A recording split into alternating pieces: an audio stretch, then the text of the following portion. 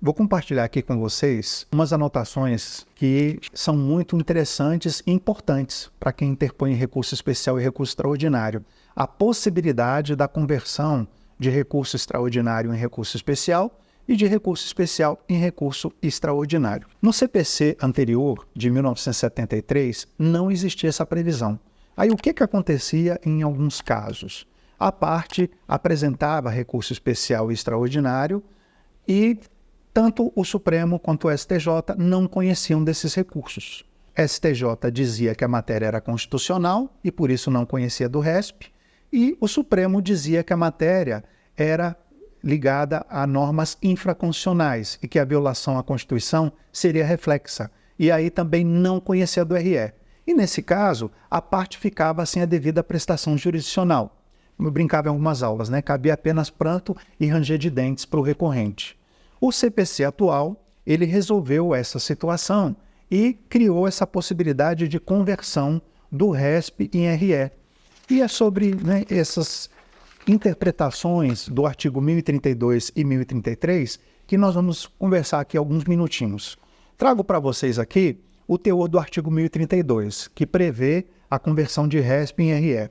Ele diz que o relator no STJ, caso entenda que o recurso especial trate de questão constitucional, ele deverá conceder o prazo de 15 dias para que o recorrente demonstre a existência de repercussão geral e se manifeste sobre a questão constitucional.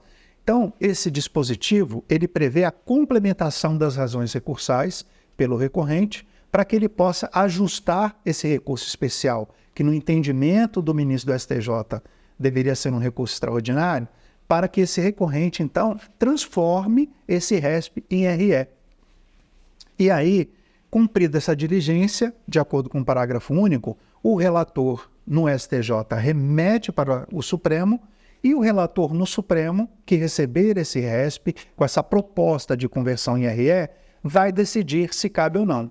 Se o relator no Supremo Tribunal Federal entender que não é o caso de convolução, que não existe ali matéria constitucional, e determinar o retorno para o STJ tem que julgar a questão sob o viés de afronta à legislação federal. Então nós vimos que o Supremo vai ter sempre, nesse caso de convolução, a última palavra. Já o artigo 1033, ele prevê exatamente a conversão de recurso extraordinário em recurso especial, dizendo o seguinte: se o Supremo considerar como reflexa a ofensa à Constituição afirmada num recurso extraordinário, por pressupor a revisão de interpretação de lei federal ou de tratado, remetê-lo-á ao Superior Tribunal de Justiça para julgamento como recurso especial. E aqui não há possibilidade do relator no STJ recusar esse envio. O STJ ele tem que cumprir essa determinação do CPC conforme o ministro no Supremo proferir. E trago, então, para a gente prosseguir aqui no nosso exame, um RESP onde já há uma delimitação em relação ao cabimento dessa fungibilidade. Esse RESP, que depois vai estar num link aqui para vocês poderem ter acesso, esse e os outros, os quais vou citar, ele trata do não cabimento da aplicação da fungibilidade quando o recorrente interpôs lá na origem, no TJ ou no TRF, tanto RE quanto RESP. Então, uma das condições colocadas pelo STJ é que só vai caber a conversão de RESP em RE se não tiver sido interposto RE na origem. E esse posicionamento do STJ é o posicionamento também do Supremo, como vocês vão ver no material que vou deixar para vocês. O Supremo entende da mesma forma, que a princípio não cabe a convolução de RE em RESP se ambos os recursos derradeiros tiverem sido interpostos na origem. Mas admite o Supremo uma exceção. Quando interpostos simultaneamente esses recursos, o RESP ou o RE tiver negativa de seguimento por entender o relator que a matéria é legal ou constitucional no Supremo ou no STJ. Nesse caso, caso haja interposição de dois recursos e um deles foi considerado não conhecido, o Supremo ele tem o mesmo entendimento do STJ em relação ao não cabimento da convolução quando a interposição simultânea de recurso especial e recurso extraordinário nas instâncias de origem. E prosseguindo aqui na nossa análise, eu trago um outro julgado do STJ, em torno do artigo 1032, aonde foi determinado pelo relator, no caso aqui do precedente 1.693.775 do ministro Francisco Falcão, foi determinada a intimação da parte para a complementação das razões recursais e envio ao Supremo, e a parte, ao invés de cumprir essa determinação, ela entrou com agravo interno. Nesse caso, o agravo interno ele, foi improvido e foi negado seguimento ao recurso especial, justamente porque a parte questionou essa decisão tomada pelo relator. Então, nesses casos, quando houver intimação para convolução de RESP em RE ou de RE em RESP, cabe à parte somente apresentar aí a complementação. O STJ já sinalizou que no âmbito dessa corte, se houver interposição de agravo interno, é como se fosse uma recusa implícita ali da parte. E aí, o recurso especial, no caso aqui, foi não conhecido por se tratar de matéria constitucional. Um outro precedente que eu quero destacar para vocês é mais a questão de foco no que se considera fundamentação constitucional ou não. Nós temos um recurso aqui, analisado pelo STJ, um ARESP, aonde o foco dessa ementa não é nas razões recursais, mas na fundamentação constitucional do acórdão recorrido. Por que eu estou colocando isso? Porque vocês vão ver que alguns precedentes para aplicar a convolução, eles analisam a fundamentação do próprio RESP ou do RE, se for o caso do Supremo, enquanto que esse precedente aqui, ele traz uma visão em torno da fundamentação do acórdão recorrido. Olha o que diz aqui o ministro Marco Aurélio Belize, no precedente 1.557.015, no item 1.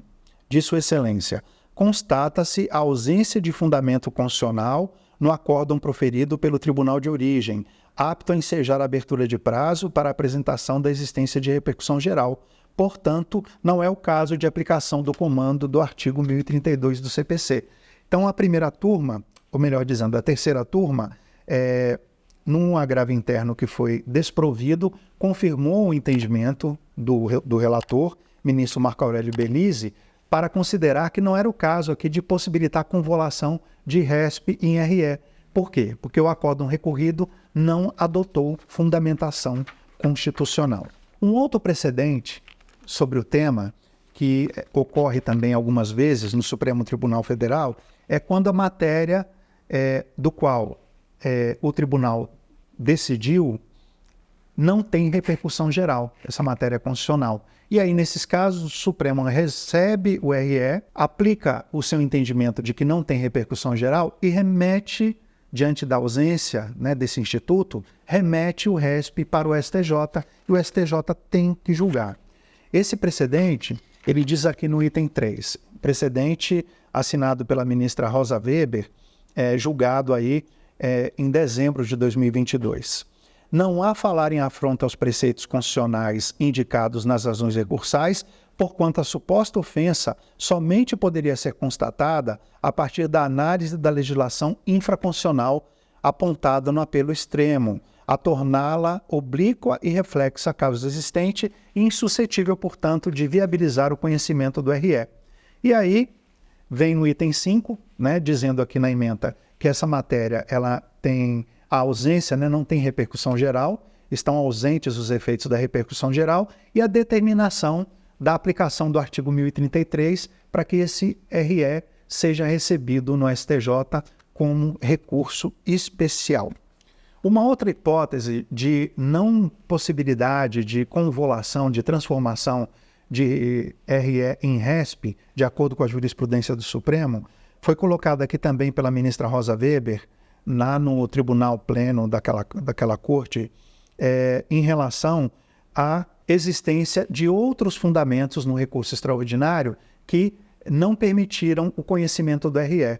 Aí, diante desses outros fundamentos, não foi possível, então, a convolução. Então, em outras palavras, se um RE é inadmitido, por exemplo, no caso aqui, pela súmula 279, que fala da impossibilidade de conhecer RE porque demanda o exame fático e probatório, se esse fundamento foi aplicado e também a matéria é entendida como matéria que é de violação reflexa, o relator, nesse caso, ele não vai poder convolar, né, não vai ser um direito da parte a convolação desse RE em RESP, porque houve esse outro fundamento do revolvimento fático probatório. Isso faz muito sentido, porque, inclusive, caso esse RESP fosse remetido para, esse RE fosse remetido para o STJ como RESP, ele receberia aí a súmula 7 para impedir a sua admissão, que trata também da impossibilidade do revolvimento fático probatório no recurso especial. E por último, eu quero destacar um precedente do Supremo Tribunal Federal que fixa parâmetros para a convolação do RE em RESP. Diz o julgado: a aplicação da regra do artigo 1033 do CPC observa alguns parâmetros fixados na jurisprudência do STF, não sendo cabível a remessa dos autos ao STJ nas hipóteses de existência de outro óbice que impeça o seguimento do recurso, além da ausência de ofensa constitucional direta, até se tem um precedente atrás, causas dos juizados especiais, considerando o não cabimento de recurso especial, recursos regidos pelo CPC 73 e interposição simultânea de RESP e RE. Pois é, então são essas aí as anotações que eu queria destacar para vocês sobre a convalidação de RESP em RE e vice-versa. E se você gostou do nosso vídeo, curte, compartilhe com seus contatos e nos siga nas redes sociais. Até mais!